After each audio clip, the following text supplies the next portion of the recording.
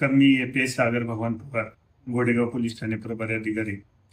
Godegaon police Thane हद्दीत काल रात्री साधारण 10:30 ते 11च्या दरम्यान हरिश्चंद्र मंदिर येथे दोन युवकांमध्ये भांडणं झालेली, मारामारी झालेलीचा प्रकार घडलेला होता.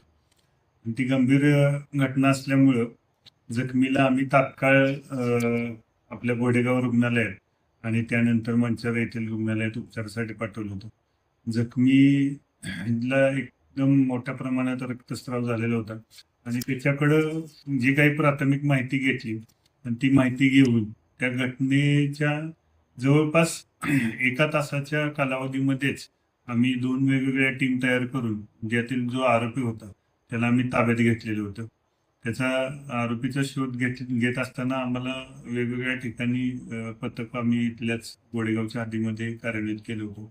त्यामध्ये आमचे PSI महेश पवार, पोलीस हवालदार समीर कांबळे, पोलीस हवालदार विठ्ठल वाघ, पोलीस शिपाई डेंगळे, केदारी, वायदंडे आणि ढोबळे अशी जवळपास आमची टीम होती.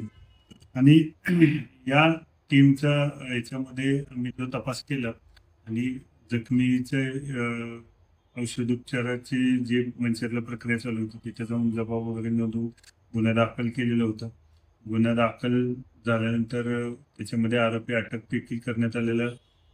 घटनास्थळी जे काही जिथं निरीक्षण केलेलं होतं त्या ठिकाणी आम्हाला जे गुन्ह्यात वापरलेलं हत्यार जे लोखंडी रॉड होता तो त्या ठिकाणचे CCTV फुटेज आणि काही रक्ताचे नमुनेच देखील मिळालेले, ते सुद्धा आम्ही प्रयोगशाळेकडे तपासणीला पाठवतोय.